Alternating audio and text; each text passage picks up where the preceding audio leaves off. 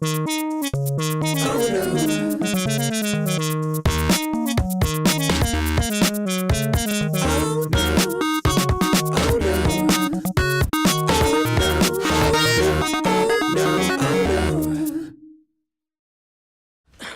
morning. I have to tell you, my college professor mother is really happy about me standing in this classroom right now doing this. I also want to say you guys might want to come down, because here's a secret: these chairs down here are like way more comfortable than the ones up there. Seriously. And also you can see my fabulous hair from up close. I'm very pleased with how it came out today. I am here to talk about building a digital brand. You might wonder what that means exactly. And I'll tell you that over the 10 years that, 12 years that I've been building my digital brand, about 8 of those years were spent not knowing what the hell a digital brand was.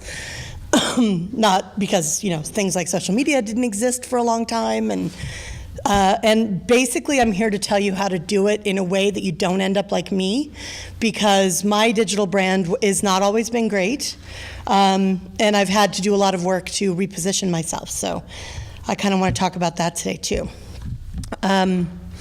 So let's start out by asking, why would you bother telling a digital, doing a digital brand? And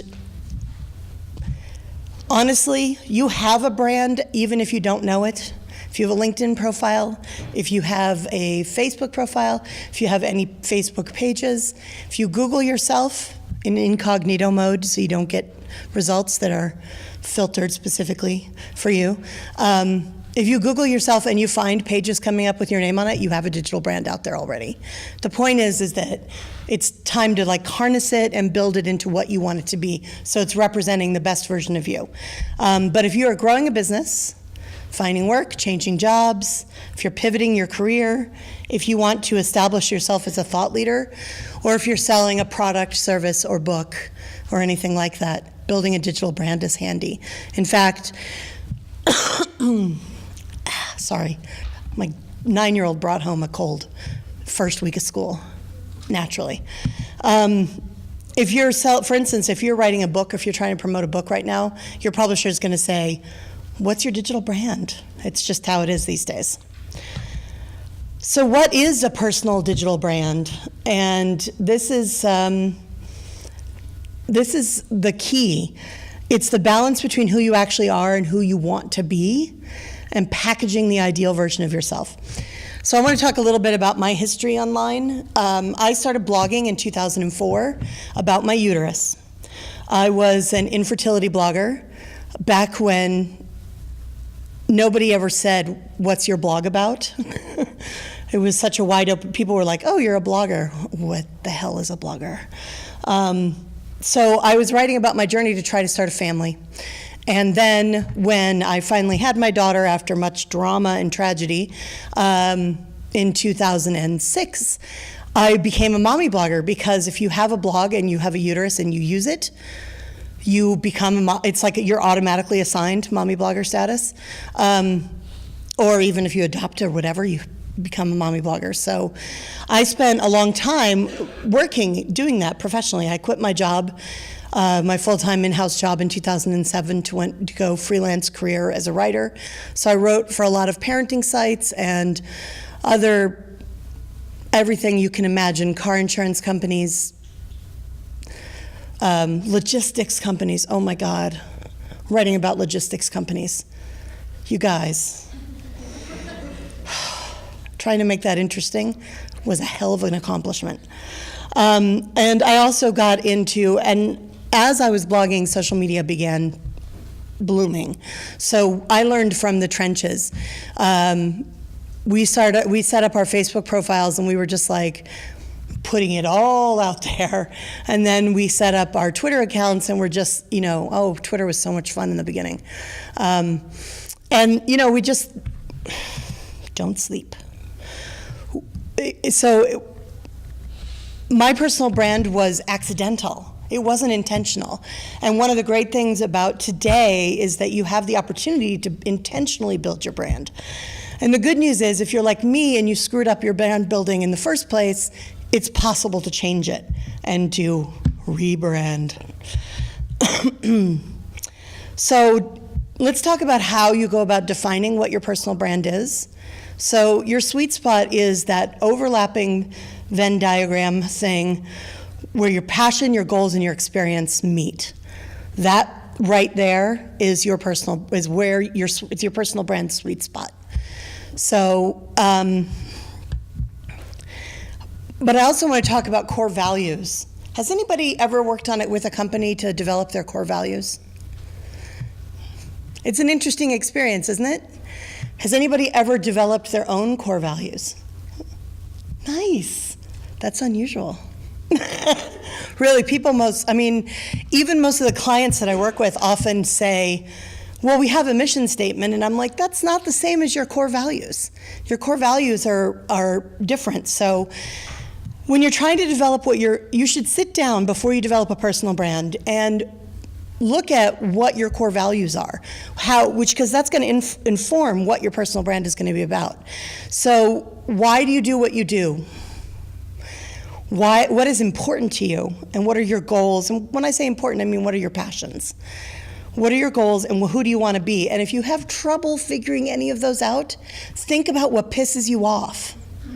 Because honestly, if you think about what pisses you off, that's going to help guide you toward what your core values are. If you think about what pisses you off and then go back and answer these 4 questions, you will be able to develop a set of core values that really matter to you. Come sit down here. The seats are much more comfortable. The core values are going to tell you, help you build this foundation that you can make your personal brand grow from. So next up is, if you're going to have this digital brand, you need to figure out your comfort level. I was comfortable with everything. I literally wrote a post about how to have sex with my husband on my blog. I wrote posts about that listed my numbers on my test results for fertility. I wrote about my sobriety. I wrote about my crazy mother. I wrote about my husband's ex-wife. I wrote about everything. I wrote about my family. It was all out there. That is not true anymore. I have pulled most of that stuff down, and I'll get into that a little bit, because I learned some hard lessons. Not only do you need to really evaluate what you're comfortable with, and we're talking about a digital brand. Like I said, in the early days, this was just Cecily online. This wasn't a brand. It was just Cecily vomiting her everything all over the internet. But you need to know what you're comfortable with sharing. And this is important because you need to be willing to actually share of yourself. You have to have a balance between personal and professional, because you don't want to limit your brand to being entirely professional, because people get kind of bored with that. So you also need to talk to your family about what they're comfortable with.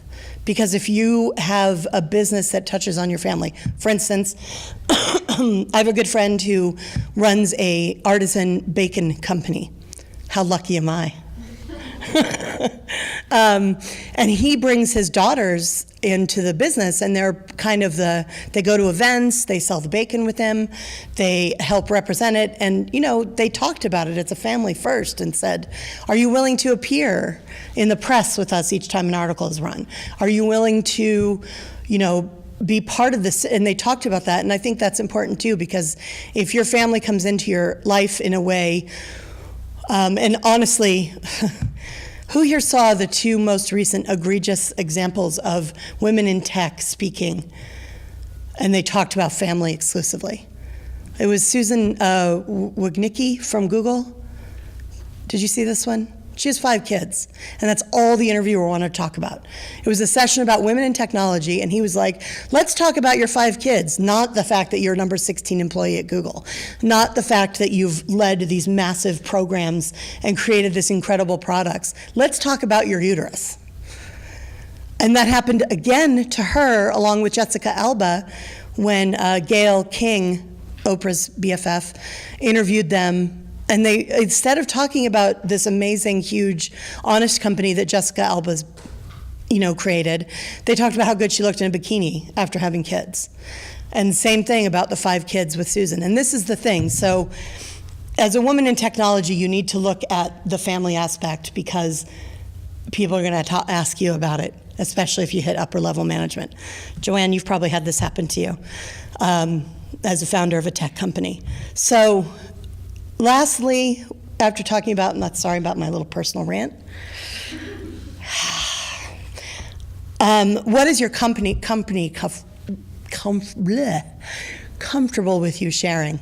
You need to know your social media guidelines at where you work. You need to know, you don't want to be fired for stuff you said online. So once you've determined that, when you bring a new product to market, the people behind it, the investors, anybody that is going to the marketers, they're talking about your unique selling proposition. Like, why is this product bringing something new to the industry or to the market that nobody has ever seen before? And you need to know your own unique selling proposition. What is unique about you? What makes you special? Why should people connect with you? What do you have to offer? And what's the most unique thing that you can offer to people? And this is important to think about because if you are in a competitive industry, you need to really push to make yourself stand out. So it's uncomfortable, especially for women, to talk about ourselves as a product. But we are. Especially if you're going to a job interview, you are marketing yourself as a product to the company. You need to remember, and so if you have a sense about what's unique about you and what is valuable about you that they can't get anywhere else, you will bring confidence, and closing the confidence gap was part of the session title. But you will bring something to that interview or to that meeting or to the industry in large and change the world. I'm a little dramatic, I'm sorry. So let's talk about, now you've got all this information in your head, right? You've laid it all out. Now you need to take digital inventory. Review your current profiles. Are they optimized? You would be surprised the depths to which every single social media platform out there allows you to optimize your profile. Do you have a business page on LinkedIn? Great. Is it optimized, or is it just one of those automatically generated business pages that LinkedIn does for everybody that looks like crap? Do you have have you added to your Facebook page streams from your other social media platforms, tabs to your website, all the different things you can do? You need to really spend some time investigating how you can maximum optimize each profile, because you can really get in there and you can really, really customize it. Then you can also look at what platforms you're missing. I'm going to talk a lot about LinkedIn because this is kind of in a professional context, but I'll talk about Pinterest too.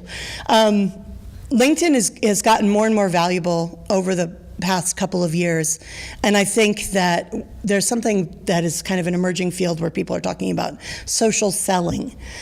And it sounds really gross because we are marketed to so consistently, but it's a different kind of attitude about how you can utilize a platform like LinkedIn to promote yourself.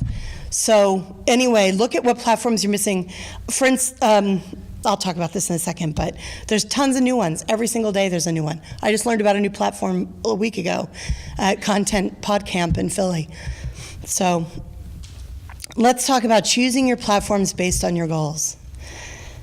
Who here's on Google+? Can we all just go about Google+? Because seriously, they're like, invest in Google+, it's going to be all the SEO you ever need.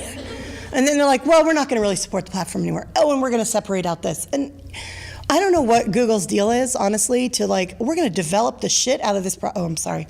I swear. Just so you know. If anybody's really offended, I apologize. But we're going to develop this product. We're going to promote it like crazy. We're going to force you to sign up and get an account if you want to be on YouTube. We're going to force you, if you have a Gmail account, to have a Google Plus account. And yeah, then we're going to walk away and just leave it. And so I'll start with saying, yes, Google Plus is a thing. Yes, you still have to use it. Yes, you should optimize your profile on it. But, That's my technical definition of what to do with Google+. I'm the shruggy guy. Twitter, okay, Twitter it's still possible to have a conversation on Twitter. I swear to God, I have conversations every day on Twitter. Twitter is very good, especially if you're in B2B or also B2C. It's a good place to reach out to people. Here's the thing though, going to Twitter and just posting links over and over again is the equivalent of going to a cocktail party and standing in a corner of the room and shouting out the link to your website. It's douchey. So if you're on Twitter, engage. And that's going to be the thing, is if you want to build a digital brand, engagement is the whole thing. No sleeping. You really need to try to make, I have a ratio for you on social media across the board, right? 70, 20, 10. 70% should be you engaging with other people. 20% should be you sharing and promoting other people's work. 10%, computer's being schizophrenic, 10% should be you promoting yourself. That's it. So that means 90% of what you put out there shouldn't be about you. So, and that seems counterintuitive when you're talking about building a digital brand. But trust me, it makes you more beloved in your community. Let's talk about Facebook, which is the next thing. That's going to require 2 guns to the head. The Facebook algorithm is so infuriating that it's very difficult to use it as a tool to market yourself. However, I will share with you a really great trick I learned with my clients recently. I do boosted posts to my direct like community and their friends for $1 a day, and it has literally jumped my organic reach on Facebook by over 1,000%, 1,200% in some cases. So $1 a day is worth it. Facebook wants you to pay for people to see your stuff. That's the bottom line when you're talking about promoting your things. Facebook serves less than 1% to 2% of every status update to every person who has liked your page or even follows you online. So it is important to remember that and to take advantage of the boosting opportunities as you can. You can get really deep with Facebook marketing and do dark posts and all that kind of stuff. But honestly, I found this straight up just once a week boosting increases my organic reach for the entire week. It doesn't just increase my organic reach for that one post. It increases it for all the posts I put up for the week. So we talked already about LinkedIn. I'm going to talk about LinkedIn Pulse. Does everybody know what LinkedIn Pulse is? It's the blog platform within LinkedIn. If you are looking for a job, you want to use this because every single time I put a post up on LinkedIn, my profile views go up over 500-600%. I will leap from having 12 a week to suddenly having 100. It's crazy. So I repurpose content there. I don't necessarily write new content for LinkedIn. Maybe once a month I do. But I'll take something from my blog and repurpose it for LinkedIn. It's definitely something you can use. Also, LinkedIn allows you all these opportunities to engage with people that are in your industry. You do not have to be connected to somebody to like something they've written on LinkedIn. You do not have to be connected to somebody to like their status update or comment on it. You don't have to be connected to somebody to get into the group they run and connect with them there. Basically, LinkedIn has all kinds of ways to do influencer outreach and get connected to people in your field if you're willing to invest a little time in it. So I think it's not just set up your professional profile like it's your resume online. It's really a social media platform and you should use it that way. So Pinterest. Who here cares about Pinterest? Yay, a couple of hands. Pinterest is weird. Pinterest is the only social media platform that's became popular in the center of the country and then spread out. It is the only social media platform that is 80% women. So if you are trying to reach women in any capacity, you probably want to utilize Pinterest. I need more caffeine. I have given up personally on using it as a way to promote myself, although I do use it for clients. I use it as a end of the day little art gallery kind of. I look at a lot of art online and enjoy that, and perhaps a little bit of sci-fi fandom. Just a little. I may or may not be in love with the guys from Supernatural and Doctor Who.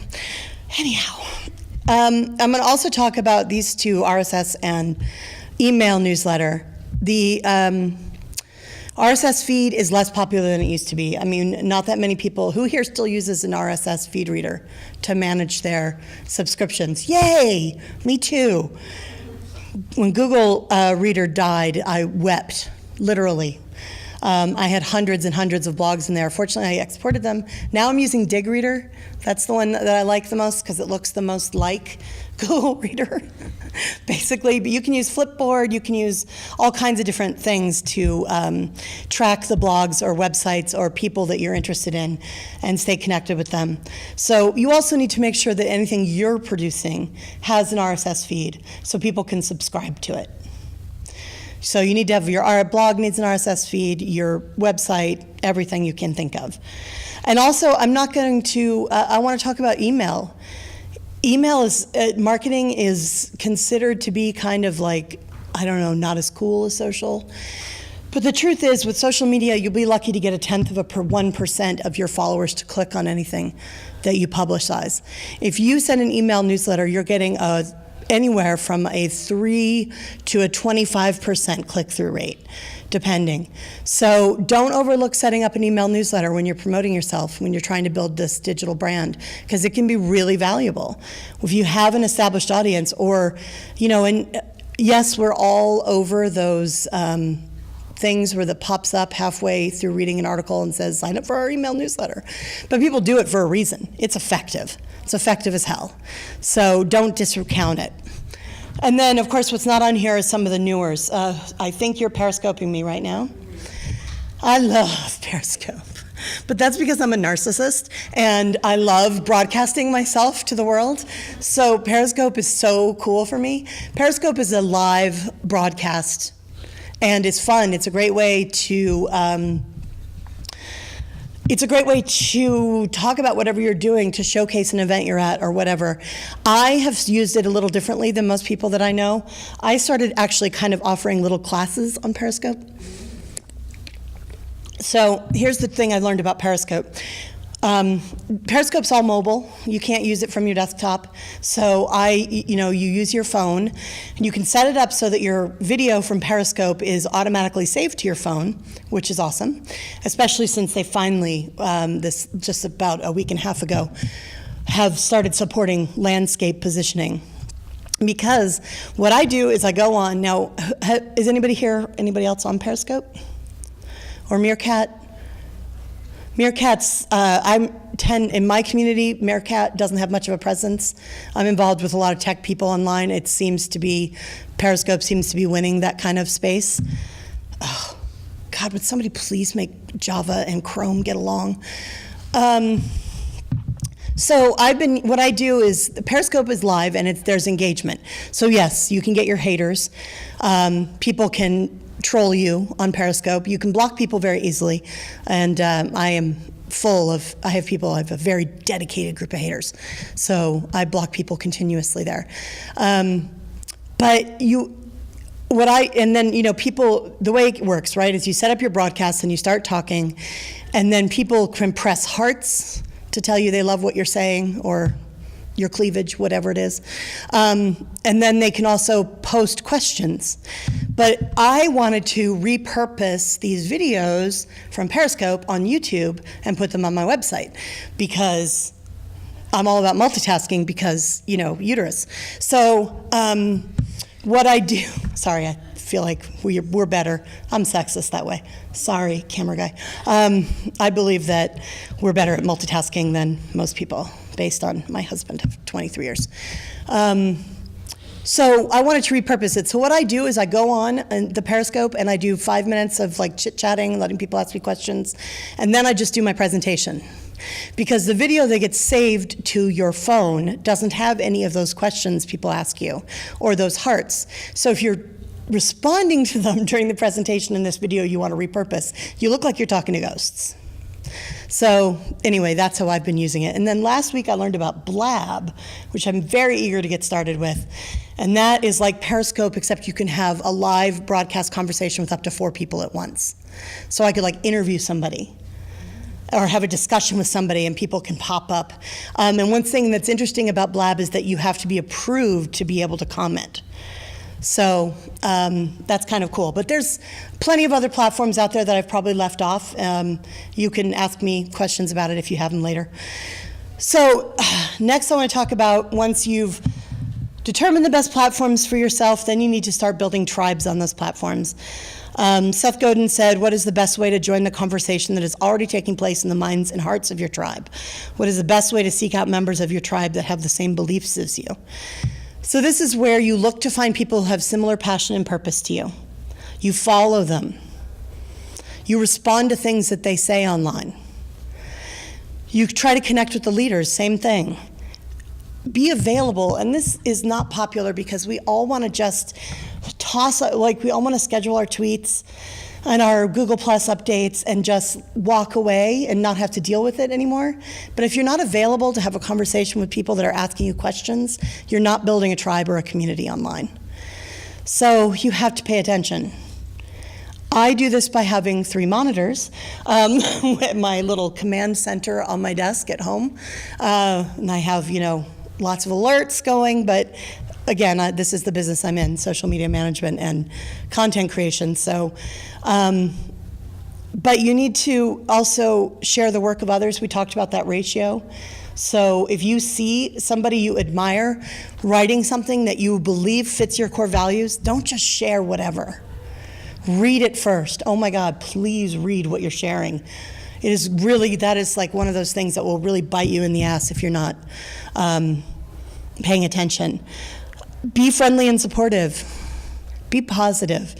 This one was the hardest for me to learn because, my God, is it not the most fun ever to complain online? I made the deliberate decision about a year ago to try to spend most of my time being positive online. Now, I've had a friend recently who had one of like those horrible nightmare airport experiences with a ticket agent, and she vented online the whole time, and I do not blame her a bit. I think there are times where it's appropriate, especially if you're seeking some customer service, because as we know, bitching about something online can get you some good customer service. But overall, I think it's important to be positive. So, the other thing is to be committed, and this is where I go back to that thing I was talking about making sure you are, this is talking about multitasking here, making sure that you are present online, that you're not one person on one platform and another person on another. It is just dead.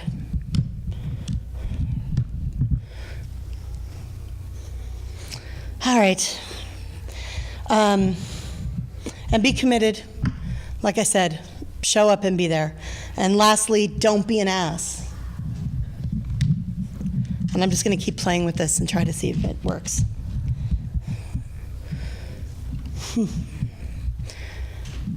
All right, so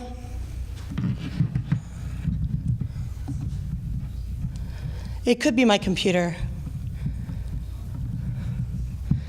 There's a problem with the external monitor thing in the 2011 MacBook Pro, if you don't know. And at home, it shuts down sometimes just for kicks. So, at least it's not doing that, right? Okay, so I'm going to talk about, go ahead. When you say be committed, what are you talking about? Are you talking about once a week on your blog, or every day, or? Whatever works for you. I mean, that's got to be part of your strategy. If if your strategy is that if you have specific goals in mind, you need to figure out what is going to support those goals and then be committed to them. Yes, that means you need to be a consistent online presence. So don't post 6 posts at once and then walk away from your blog for 6 months. It's better to space them out. Even if you write 6 posts at once and then schedule them to run once a month, which you can do on almost every content management platform, it's better to do that. So there's no expectation for you to be on necessarily every day, right? If you don't put that out. Right. Oh, sorry.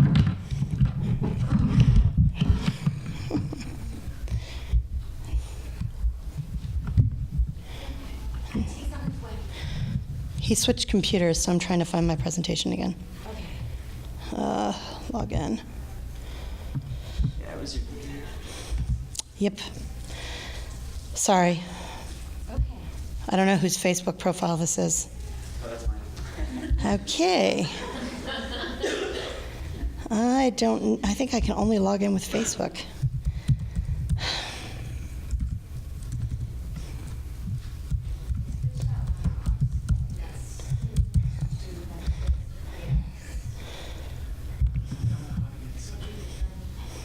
If you open just go to file and then new up top, do a private window, you should be able to log into Facebook. That won't be long. Ay. Let's see if I remember my Facebook login. I can also just go on. I'm trying to think about. Okay, so while I'm trying to figure this out, let's talk about being a resource online. This is where the social selling comes in.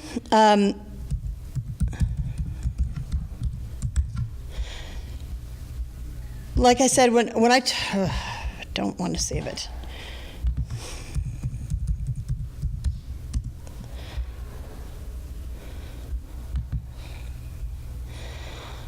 Good God. This is like the most boring thing ever for you guys. Like, oh, let's look at her struggle. I think I'd rather just go on and just read my slides. Do you guys give a shit? That's fine. Because seriously, this is enough, right? Make sure the slides get available. Yeah, they're available on Prezi. You just have to search for me. So, okay. So, let's refocus. Building a digital brand. Become a resource to people online. That means sharing, reaching out to other people online and sharing stuff that you think might be interesting to them. That means offering your stuff for free. I spent a good 5 years telling everybody not to ever write anything on the internet for free. But I'm going to tell you that is wrong now, that you do need to give some of it away as a way to become a resource to people and to help build your digital brand. So, yeah, we're almost done with the slides anyway. So that leads to content. Content is queen. I'm not going to say content is king in this group. Content is the heart and soul of what your digital branding. It means what you write, the photos you share, everything that you're putting out there online. And I do have a blog post online about how to build a content strategy for yourself, because that would be an entire another presentation. But you need to think of yourself as somebody who, even if what you do is the most technical work in the world, you need to think of yourself as a content creator if you're building a digital brand. So, the last thing I want to talk about, and then I'll open it up for more questions, is pivoting or rebranding. Like I said, I spent a long time being saddled with the mommy blogger moniker, which was great because I was a mom and I had a blog, and sometimes people gave me free stuff. I do not regret the free $3,000 bed that I have as a result of my blog. However, it was very hard for me to find work as a professional, to get clients, because people thought that my expertise was simply around the momosphere. And while, yes, I do have extremely deep connections to the momosphere, and I can reach, and there are a lot of companies that want to reach that audience, the truth is, I'm much more. So I needed to start shaking that off and start rebuilding my brand. I needed to pivot. Part of this is also a result of I had a very adamant following online, positive and negative, and I needed to move people into a different direction about me. I needed them to view me as a professional who really knew, because I spent 10 years in marketing before I ever started blogging. So I am a marketing expert. I have always been so. But it's easy when you to be slated into that mommy slot and not taken seriously. So I had to do some serious work rebranding myself. So one of the things I did is I pulled my blog down. 10 years of content, down, gone, backed up, don't worry. Not an idiot. And as of September 30th, it's not even hosted anymore. But I pulled it from the Internet Archive. I put in robot text to stop having it crawled by archivists. I want it gone. That's the person that I was 10 years ago when I was talking about my uterus online is not the person I am today. I do not want to be saddled with being just her anymore. So I started to pivot a couple of years ago. I stopped writing for the mommy blogging sites. I stopped talking about my daughter as much online. And also, my daughter's 9. I mean, she has her own online presence at this point that she is a selfie queen. So I can't, she doesn't want me talking about, the parenting stuff that we go on together with. She's her own person more and more every day. An extremely infuriating and delightful person. But so what I did, I started doing the hard work of changing who I was, of pivoting my role online. And you know what? I know it's worked because for the first time last year, I run an agency. I run my own digital marketing agency. And for the first time at a conference where I spoke, people came and handed me business cards and asked to work for me. So it is possible if you think you're in a rut. And pivoting is really important if you're moving into a different area and if you're sick of what you're doing and you want to do this thing that's kind of adjacent, that's when you start using your digital brand to repivot you into that direction, to highlight your expertise in that direction, to show where you might be valuable that way. So that's it for me. I'm, again, Cecily Kellogg. I'm at Cecily K on Twitter. CecilyK.com is my personal site, and doublegoodmedia.com is my business site. And now, questions until they kick us out of the room.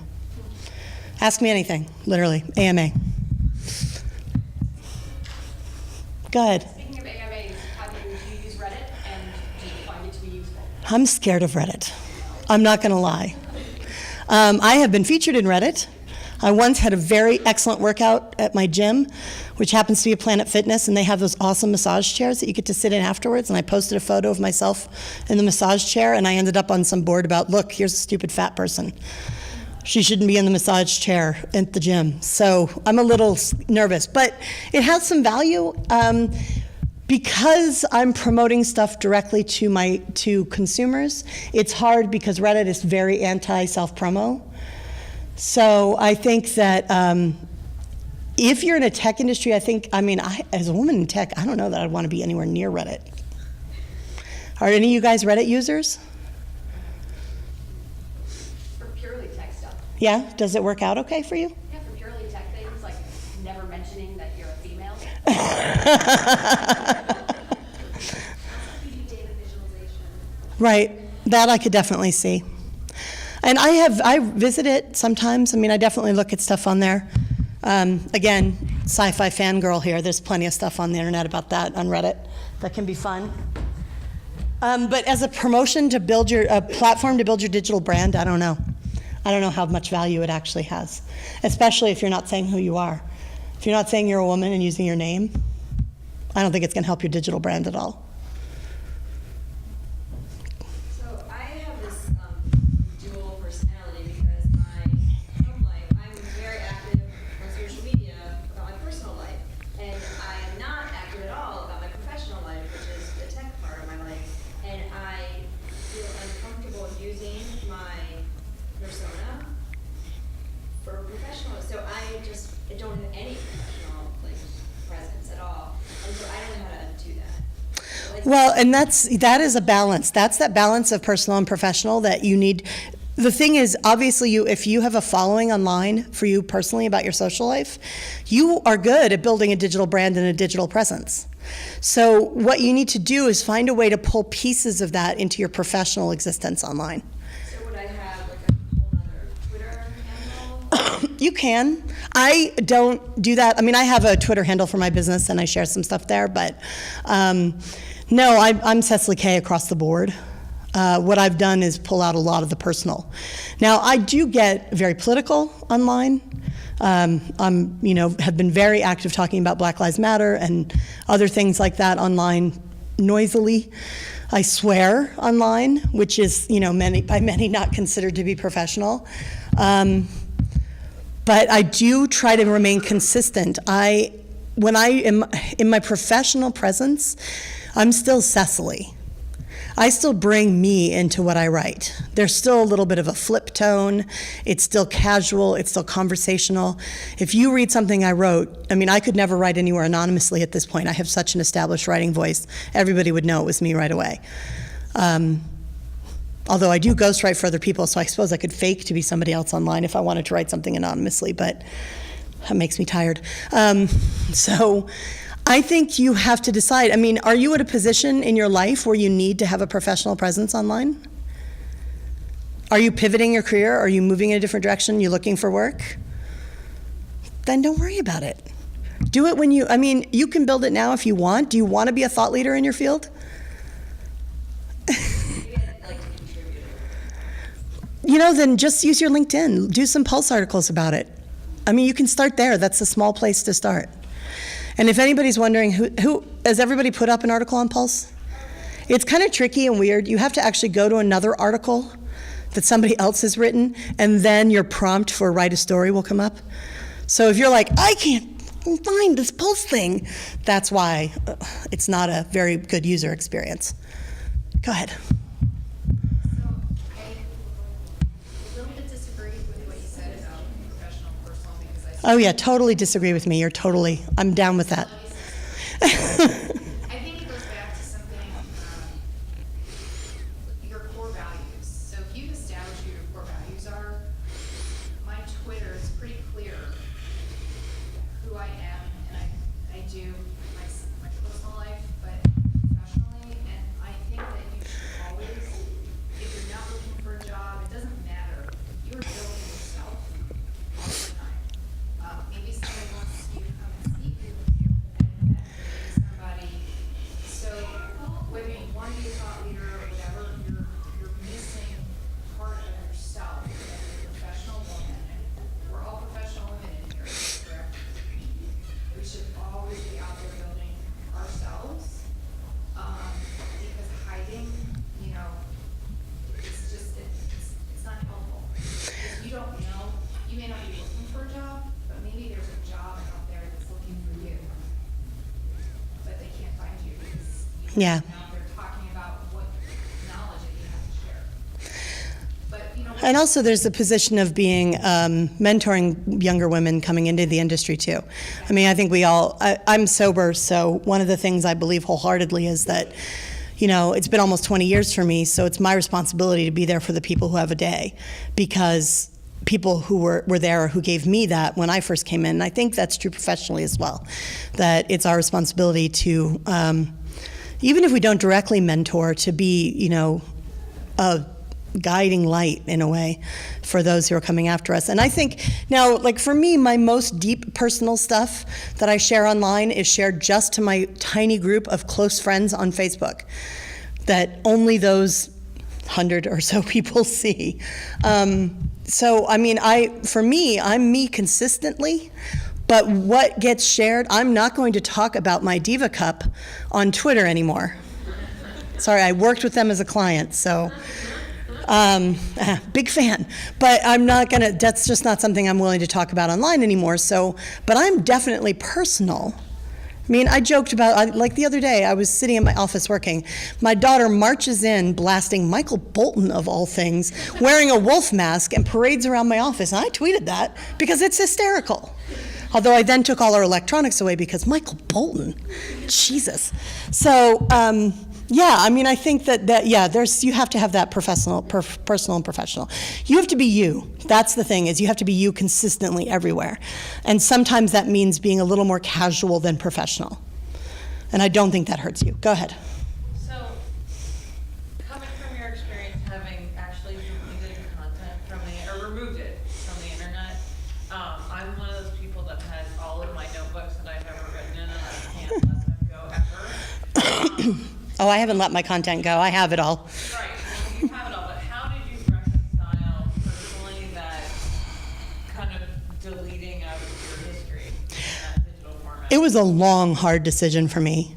But the problem was that for me, my blog had become a lodestone around my neck. A lodestone? That's not what I mean. A stone around my neck holding me back.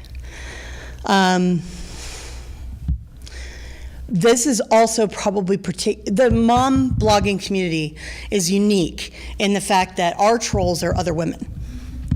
So all that intimate details about my life, stuff that I did 7 to 8, 9 years ago, is constantly being paraded in forums online as evidence of how shitty a person I am in general. So for me, when you Google me, that shit comes up. And now the swearing's coming out, I'm sorry. So for me, it was an important decision to have nothing to back up what these people were saying. So that was a professional decision for me as well as a personal decision. Yes, but I just matured out of it. I'm not that person. I mean, I still write deeply personal first-person perspective articles online. I just get paid for them now. But I don't, yeah, that was a decision. It was a hard one, trust me. It took 4 years. Once I started finding that my site was more about community management and getting the trolls out and less about sharing with my community, it was a long, hard road to make the decision to walk away from something I'd worked so hard on building. But again, I'm 47, I'm not a child. I knew it was time to pivot. So I let that go. And I'm glad I did. I feel good about that decision, mostly. Go ahead. So when you were talking about posts, were you writing your own articles or just writing a comment on someone else's articles or sharing? Yes. An article? Yes, I do write my own articles, but I also seek out the people that I'm trying to reach. So say I'm a freelance, right? I run my own business, so I'm constantly seeking clients. So I see a client and I see that their social media is doing terribly, right? So I'll reach out to them. I might try to connect directly.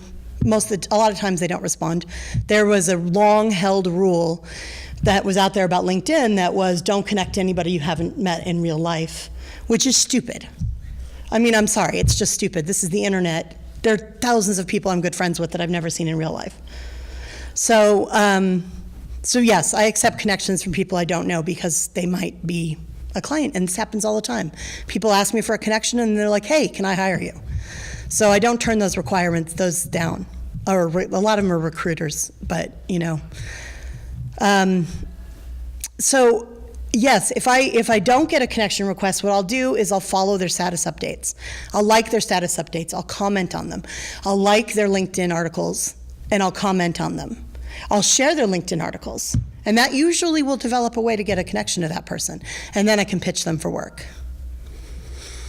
So yeah, I mean, but I also do put my own stuff out there to establish myself as a thought leader. So if that person that I'm trying to connect with, because I totally see how their social media is sucking and their blog is sucking and how I could do it better for them, then I need them to see that I have a core of content that shows how awesome I am. So when they go, who is this person that is liking everything I do? And they link on me, they're like, huh, she seems to know her shit.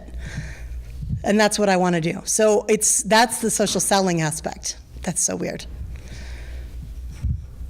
Does that make sense to everybody? More questions? Nobody wants to ask me about Facebook? Go ahead. I know you're focusing on your personal brand, but if you're using Twitter for a business, should the same ratio apply of 70-20? Yes. I know. I think you can be a little more liberal with that 20%. You can go to 30 or 40% sharing stuff that's relevant to the industry. One of my clients makes college sports gear, so we'll share a lot of stuff about tailgate parties or decorating your dorm room. Like, we'll share stuff that's kind of adjacent. So it's not self-promotional, but it's stuff that's important to our audience. And I think that is true. But, we work really hard to engage as well. So yeah, it's weird, but A lot more work than the engagement. the engagement is work, yeah. But it's where your money is. I mean, I had a guy, this client, we had 2 mascots appear at an event at a store, right? But they were opposing mascots. And one of the schools got I got 80 complaints. But you know what? I talked to them all, and they all ended up deleting their comments and going and saying, it's okay. We get it. We get that it was a larger purpose. We get that it was more important than our school rivalry. But that was required that was negative engagement that turned into positive engagement. Those people turned into customers eventually. So, but yeah, it is work. That's why, that's about being consistent. And that's why you hire somebody like me, because I have lots of time to help you manage it. Go ahead. I was surprised to hear you say you still go ahead and are as political online as you are in real life. Yeah, that's a core value for me. Have you had backlash from clients? I don't care. Honestly, one of the things I share about a lot politically is the most hot topic issue, and I'm getting ready to write an article actually for a website right now about the fact that I had a late-term abortion to save my life when I was 23 and a half weeks pregnant. It wasn't an option of saving the babies. It was, we all die, or, I lived. So yeah, I have not been quiet about that. And if the clients are uncomfortable with that aspect of me, I totally understand. I mean, one of the great things that 10 years of blogging taught me is to respect people who have different perspectives than me.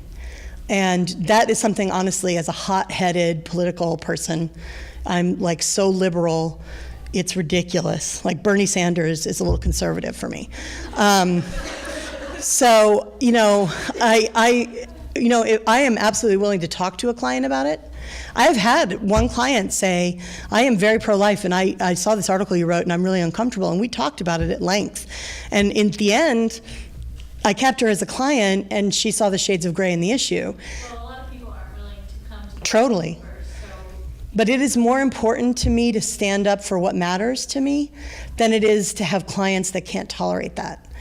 And that is something I'm willing to live maybe making a little less than I could, because I think it's too important to be talking about these issues. I have a huge platform. That's one thing blogging. I have 63,000 Twitter followers. I mean, I recently reduced my Facebook friends down to 2,900 from 6,000. And you bet I got this platform, and you bet, as a white ally, there is not much I can do except go to protests and stand in front of before the cops, or share stuff online and get the word out. So I do it. It matters to me. It's critically important. So yeah, I take the consequences that come with that. Oh, thank you. So I am currently way more active on Facebook than LinkedIn. It's the idea of publishing on LinkedIn is more intimidating to me. So if I were to start publishing on LinkedIn, how do I reconcile the fact that I still want to share cat videos on Facebook? Well, are you sharing cat videos in your personal profile or your professional profile? Personal. So yeah, it doesn't matter. LinkedIn is a professional platform primarily. Right. So yes, it has a social aspect, but it's more like a networking party than it is a party.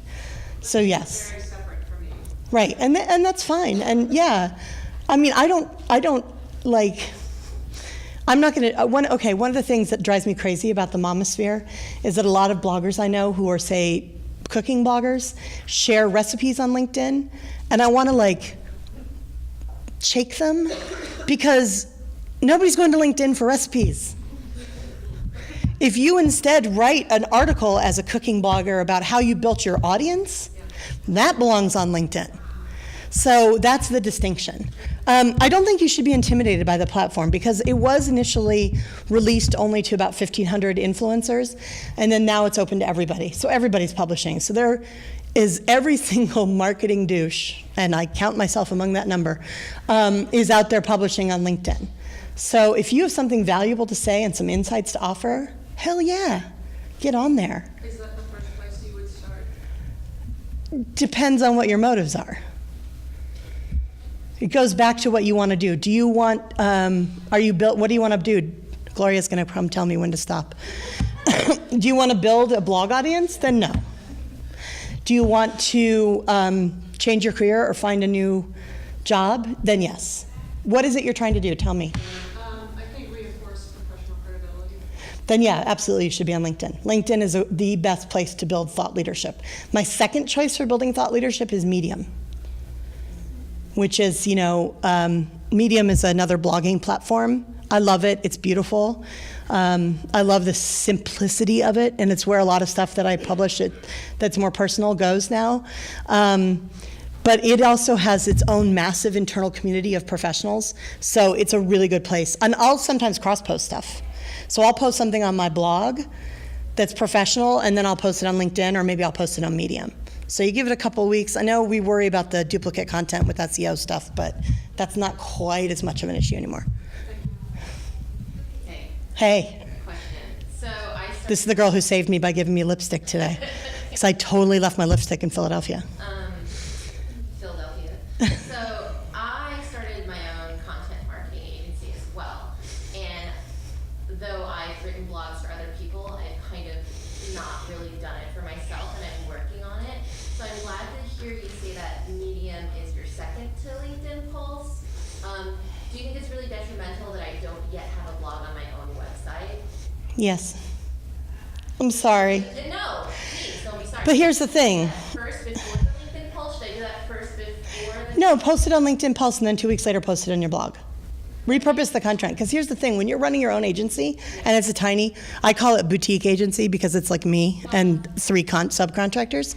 So I don't have that much time to dedicate it to writing stuff for myself, because articles on my blog do not feed my child or my 3 massively annoying and hungry cats or the dog or pay my rent. So I have to do work that pays the bills first. So yes, I will admit my blog gets slated to the back burner a lot. That's why I've found the LinkedIn thing has been really beneficial to me, is because I do these things, okay? I have this whole cycle. I come up with a topic, I do the Periscope, I upload the video to YouTube, I upload the video and a blog post to my blog, I repurpose it 2 weeks later to LinkedIn. So I have this whole tunnel of content that is going out there that's me, that I enjoy, but I am keeping it to about once a week. On a business blog, on your website, you can get away with once, twice a month if you need to. You can also use your blog to share links to articles that are interesting. You don't have to have it be a full blog post. You can be like, Seth Godin wrote this kick-ass thing about content marketing. Go read it. And that's a blog post. Cool. It can be a curation as well. Am I done, Gloria? Yeah, one more question. One more question. Is pivoting a social strategy that more women utilize? Because oftentimes, like I see, like our professional and personal history, online history for when you're trying to get jobs or trying to promote yourself versus with men, I see they can just, their professional history is going up even if you see issues with them socially online. So that's something just women utilize more often than not with men, who should just get to a point where they're like, I'm gonna just keep all this up. I think that this is totally based not on science. I think that women tend to be more committed, especially as we age, to being the person that we want to be the most. And sometimes that can mean pivoting out of a career that we settled for and doing something else. But like I said, my friend that runs the artisanal baking company, he was a retail or a real estate manager at a bank for years. and he pivoted to making bacon, you know? So I do think people pivot all the time, but I think women tend to do it more consciously, especially women my age, where we're like, you know, screw this isn't working for me, I'm gonna do something different. I heard Patty Griffin, a singer-songwriter on XPN the other day on World Cafe Live, talking about how that now that she's 50, she has less estrogen in her system, and if you have less estrogen, it means you no longer give a shit what other people think of you. And I'm like, bring on the menopause. So, yeah, I think that there's something. I do think that women may be more conscious in that choice. And I think that there's also a possibility that men are less pigeonholed. So they can move to make a lateral or, you know, diagonal move in their career with more ease than we can, that we need to be more deliberate about it. But again, I'm a sexist. I think women rock and men less so. So, all right, I think that's it, right? I'm around, so you can totally ping me, and be sure to come up and tell me when I'm wrong, because I'm wrong all the time. Does anybody want to correct anything I said? You're wrong. Okay, thank you. I feel better now. Thanks, guys, for coming.